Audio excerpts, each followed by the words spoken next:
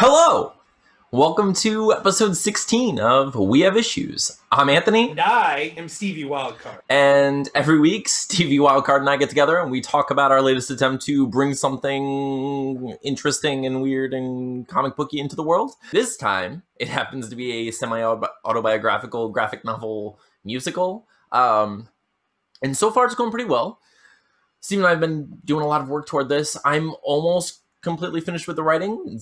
How are you doing, Steven? Yeah, no, I got a lot accomplished this week. I completely finished page 6. So page 6 is done. Pencils are done. I think they look incredible. They're right here. Possibly a coffee cup here. Okay. All right. Technical difficulties. It's our Christmas episode. Welcome. So I hopefully, are you gonna, Steven, if there are vampires involved, blink twice. All right, well, you can't blink at all. Text me if something, let's just keep going. Okay, so what are your plans? Okay, I'll start because you're obviously, so for Christmas, Christmas is this week. It's in a few days. It's going to happen right after I release this, like right after we put this episode out, Christmas is going to happen. I have all of my son's gifts right here, all wrapped. It was not fun. It wasn't fun to wrap but here's the thing. Every year I fail. Every year I wait until Christmas Eve, and I don't get anything done until the night before Christmas, when all through the house I'm the creature that's stirring and being miserable. Drunk as a mouse, that's not a thing.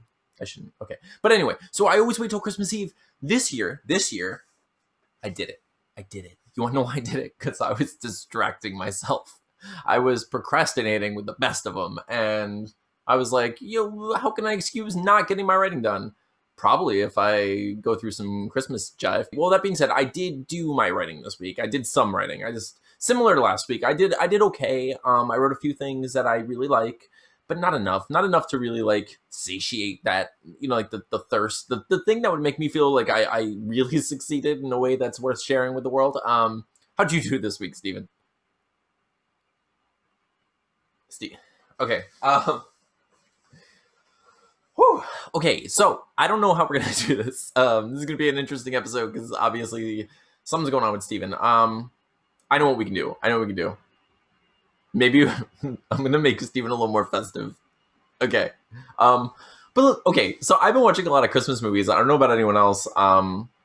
Halloween comes around, October. I mean, I watch horror movies, obviously. I watch horror movies just year round. But when October comes around, I'm just like, all horror movies all the time. That's my life. Don't bother me. Don't judge me. I don't care. This year, I also got a year subscription to Shudder, the horror movie app, which is it's fun. There's a lot of fun stuff on there. Really interesting, especially if you like horror, obviously. This year, I was like, okay, it's Christmas time. I should probably watch Christmas movies, and I really haven't been. So this week I started hardcore watching Christmas movies, and I was just like, I want to watch everything. So I've been thinking about it. Are you back, Steven? Okay. So I hope you can hear. Okay. So I've been thinking about it, and so I watched the Santa Claus. Have you seen the Santa Claus? Okay. Well, in the Santa Claus, there's a character, Scott Calvin, Tim Allen, who witnesses and somewhat causes the death of a man on his roof. A man falls to his death. It's Santa Claus. Actual Santa Claus dies in this movie.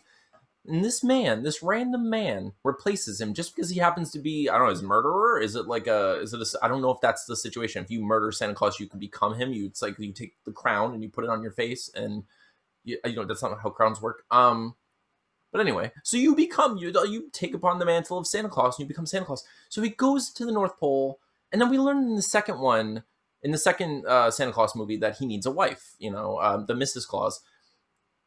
So it got me wondering, so in the first movie, what happened to the original Mrs. Claus? Because we're all assuming that the same rules apply to every Santa Claus. The man who fell off the roof had to find his Mrs. Claus in his sequel, because of course he had a sequel, right? Or are we creating a situation in which that man just became Santa for the first time this year and was murdered by Scott Calvin? It changes this movie drastically, greatly. So I just think this is really interesting because every Santa Claus would have had to find a wife, which is very strange to begin with. But if we're just gonna allow it, we're just gonna go with these Santa Claus rules. What is happening to these wives? What is happening to all of these Mrs. Clauses? They can't simply be Men in Black flashy thinged and put back into their lives, because I think it's safe to assume that every particular Santa would have to go at least a year or two, right? I mean, they only leave the North Pole once a year. So, I mean, how often are these Santas dying? Unless the elves are eating them. Are they having like a fight club? Are they, I guess, I don't know what they're doing with the rest of their year, but it takes a long time to make all those toys. So we can assume that they're safe in the North Pole for at least 1 year, right? So they can, like, what are the odds that a Santa dies every year? Maybe pretty good. But still, that being said, let's assume that these Mrs. Clauses and these Santas are living out many lives, or not many lives, for many years. They're living together safely in the North Pole, building a life, building a family and whatnot. And then when Santa dies, years have passed. You cannot pluck that Mrs. Claus with having aged, having survived what she survived. I mean, having been taken out of her life for several years, where anyone she would have known is now just like in the dark with where she's been. What do? You throw her back into that water, and like all the fish who were familiar with her just like eat her. Like, what is this? It was an alien. Was it an alien abduction? Is she crazy? What's going on? And they destroy her. You would destroy every Mrs. Claus. How could you do that? That's not a Christmas movie. That's a horror movie. Anyway, so I guess I'm still watching horror movies. That's my point. So, I mean, okay, Steven? Okay, so it's working, but it's not, okay. Speaking of, okay, so like horror movies and Christmas movies, A Nightmare Before Christmas, right? Hell yeah! I think it's clearly a Christmas movie, not a Halloween movie, not a horror movie at all. So it's supposed to be a Christmas movie. It's similar to Endgame in that the villain is the hero in the movie, because Jack Skellington is clearly the villain of A Nightmare Before Christmas, right? I think we can all agree that he completely steals Christmas, ruins Christmas, almost destroys Christmas, almost gets Santa Claus murdered. Not that it's his hands doing it, but if you put a grappling hook in the hands of a toddler, and then someone else gets shot in the face with a grappling hook, you're to blame for that at least a little. Now, I mean, we can look at the toddler and be like, oh, how dare you wagging the finger and such. However, I mean, don't give grappling hooks to toddlers. I mean, obviously the 3 children who went to go steal Santa Claus and got it wrong a few times somehow, obviously they were going to go to Oogie Boogie the whole time. Jack Skellington knew this. He knew this because he had to warn them not to do that. And then he knew it. He knew what was happening the whole time. Mm-hmm. Mm-hmm. Okay, so Jack Skellington, regardless, he steals Santa Claus, takes upon the mantle. All he had to do was murder Santa Claus, first of all. He could have been a Scott Calvin. Don't know why he didn't follow the Santa Claus rules. It would have been so simple. I mean, he's already a horror character. He could have easily just murdered Santa. Anyway, but it's a Christmas movie, so he kidnaps Santa Claus. Creates a whole catastrophic series of events that just like make Santa Claus basically an enemy of the people, where they're shooting like cannons into the sky to take him out. Yeah. Which there are going to be consequences. Like that's going to last for a while. People are going to think that Santa Claus is terrorizing them. Even if they thought like perhaps it's an imposter, they're going to think twice. They're going to start setting traps. They're going to start closing off their chimneys and it's going to be a world of Kevin McAllister. All right. Santa Claus is going to be the new sticky bandits, like wet bandits. Like we are in trouble. Anyway, so Jack Skellington just ruined Christmas for everyone. And then at the end of the movie, he's like, oh wait, I'm the Pumpkin King. The thing that everyone knows about me, the thing I knew about myself. I have this revelation. I remember that I don't hate what I do. I'm a skeleton. Like, I get it. I understand. Like, I appreciate it. He still almost destroyed an entire holiday, an entire world. He could have destroyed the world in general, so he can remember that a skeleton Pumpkin King, is a skeleton Pumpkin King. It's just, I love the movie. I love the songs. I love all the voice work. I love all the art in it. Silly. Kind of silly. I'm here for it. I'll watch it every year, all the time. Steven, is it coming back, Steven? No. Okay. I didn't expect to do a Christmas episode by myself. I guess I'm solo here, so I'll just talk about a couple more movies. I hope you're not too bored with this, but okay. Another Christmas movie that I love. Everyone loves this movie. Yeah. It's one of those movies that's on the cusp. Not really on the cusp. It's a super Christmas movie, but it's more so on the cusp than, say, like Miracle on 31st Street, 4th Street. What street is The Miracle on? I don't remember, because I've only seen that movie when I was a child, and I never really cared to watch it otherwise, because when someone says, like, I'm literally Santa Claus, your response should probably be like, first it's like, no, but then once they're like, hey, let me prove this to you, you're like, oh, okay, I guess he's Santa Claus, and now there's Santa Claus. Here's another thing. Guys, everyone, if there's really a Santa Claus, if in the world there's really a Santa Claus, wouldn't everyone have the same experience who celebrates Christmas of finding presents beneath the tree that you yourself didn't put there? At which, and because of that, wouldn't you then be less incredulous? Wouldn't you then be like, he says he's Santa Claus, maybe that's actually him. Someone has to be doing this thing. Like, someone is clearly putting these presents underneath. There would be more. Actually, we'd be more likely to believe that a stranger was Santa Claus when he says he's Santa Claus, because we'd all be like, where'd those presents come from? And he'd be like, me. And we'd be like, all right, well, someone had to do it, so why not him?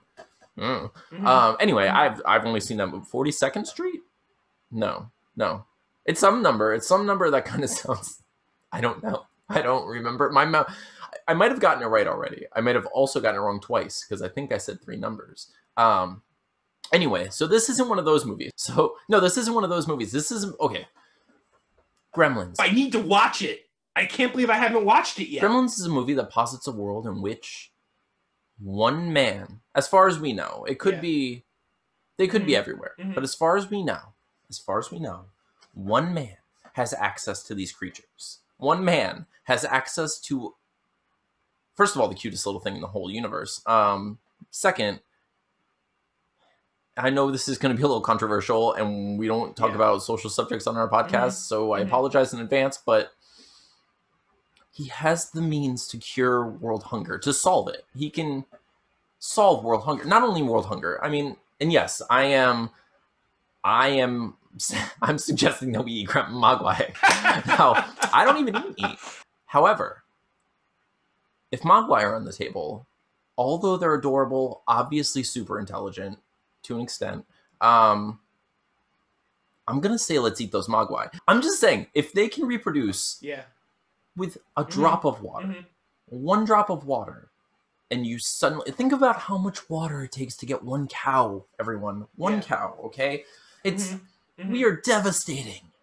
We are just like destroying forests. It's like just destroying natural lands to be able to grow enough, to be able to grow the food that's necessary to feed the cows that take up this much water and this much, they need this many nutrients in order to survive, to build that meat. One drop of water, and you get at least 5 Mogwai. I mean, that can feed a family. And I mean, one could probably feed a family. Like, it's like a chicken, right? They're like chicken size. Now, if you feed them after midnight and they get ugly, they could feed 2 families, maybe 3 families, depending on how weird of a gremlin we're talking about here. And they're all evil except the one. Couldn't we use the one? Ask him nicely. Say, hey, Gizmo, we love you. We appreciate you. Can we please drop this bucket of water on you once a year and feed the entire world? Now, I think he'd be okay with it. I think if we showed him all of the Rambos, let him watch the Expendables, let him meet, he can live with Sylvester Stallone. No, I like that, dude. Just, he's your buddy now. I'm sorry, Sly. Like that's, you have to take upon that sacrifice, live with this little cute creature. And who doesn't want to watch that movie? Who doesn't want to watch Sylvester Stallone just hanging out with Gizmo for the rest of his life, helping the world? He is basically Santa Claus, feeding the world gremlin meat. Not to mention, and I know this is slightly even more controversial, and I apologize in advance, but think of the good they can do. I mean, that episode of Black Mirror where the world is basically run by people just pedaling on bikes, you know, where they're creating the energy and such. Okay, couldn't we use the Gremlins to create a perpetual energy machine? I'm just saying, like they could. You could do it. You could throw them in space. You can make them push buttons over and over. You can make them stomp over and over. Anyway, they can constantly be creating energy, and as their sweat drops, do they sweat? I don't know. We've never seen a gremlin create its own water source in order to repopulate or to regenerate. That's very odd. I don't know the... Do gremlins bleed? Is it any liquid or just water? Oh, I feel like there's a scene in Gremlins 2 where they're in the salad and they're in the food, and there's probably, I think there's ketchup sprayed at one point. It's probably just water. Anyway, so I feel like you do so much with Gremlins. Thank you, Steven. I'm gonna make up a Christmas song. All right, ready?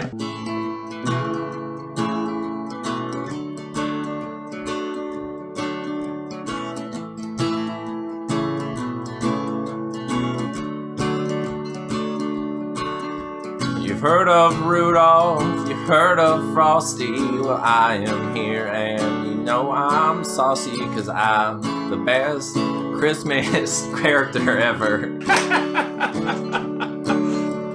You never heard of me cause I have my truck and I have my wife and I'm just a schmuck. Oh yeah, it's gonna be a drunk Christmas. No offense to anyone, I don't know why I'm doing this. But I have my lady and I have my car and I have my dog gonna run real far. But Christmas is coming but once a year. I have myself a wrapped up beer. Hell yeah!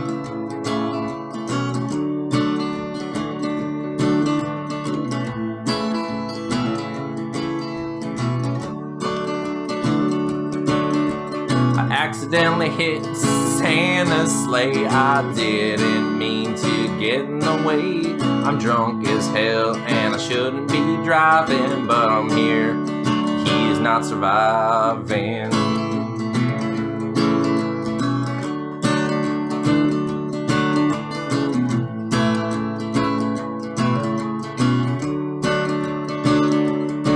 So I grabbed my wife and I hopped in the sled, said, come on, Rudolph, just run ahead. I have some presents that I have to throw into chimneys, so come on, let's go.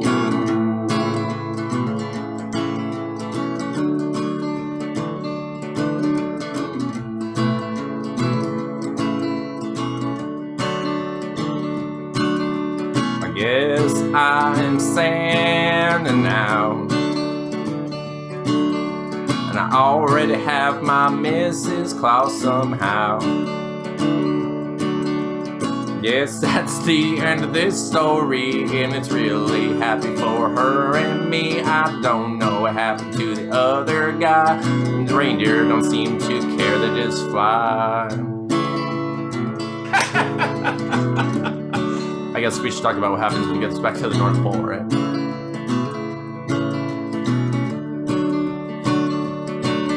The elves, they were so surprised to see me.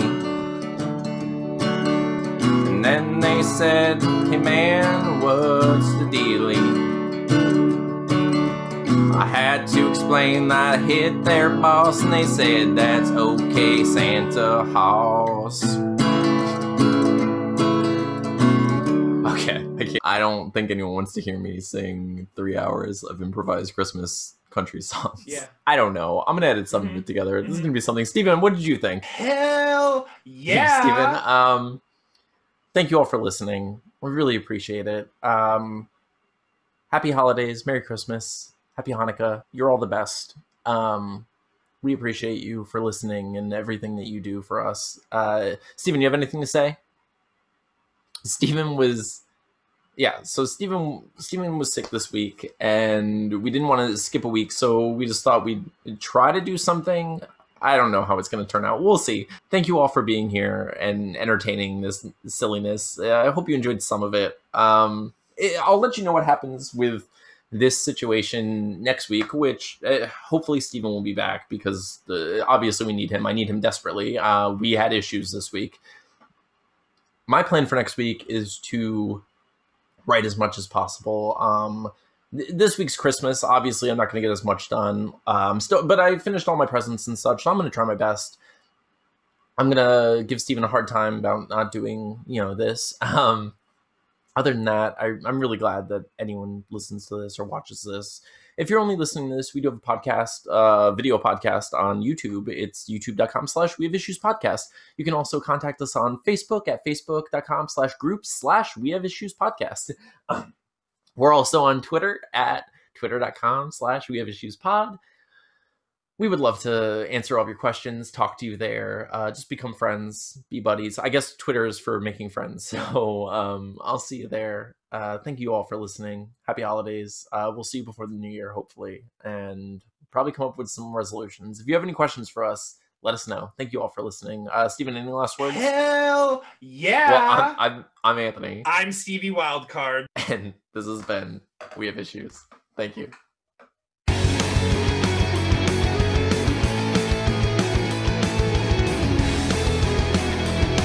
I feel like I'm going crazy recording this. I'm not sure what you're going to keep, but I hope it's all of it. So anyway, everyone here, let's explore my room. How am I going to pick up this entire iMac? Am I going to pick up this entire... No, because then I'll pull the USBs everywhere.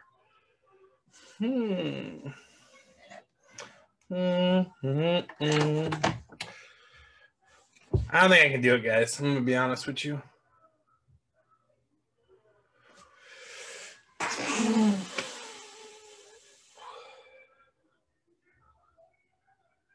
See, this is how small my eyes are, by the way, Mayor. Right now, I'm looking at the iMac, but it looks like I'm sleeping. I just look like I'm sleeping right now. That's why when Anthony punches them, even if he punches with his weak little arms, they're shut. They're perma shut.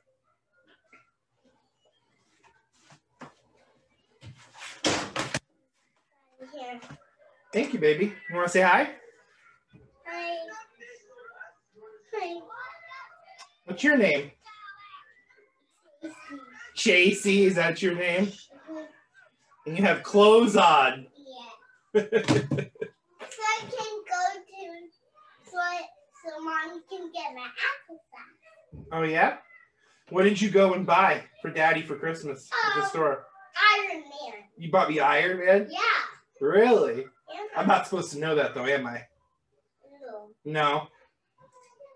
But Kim got me an Iron doll. How do you know that?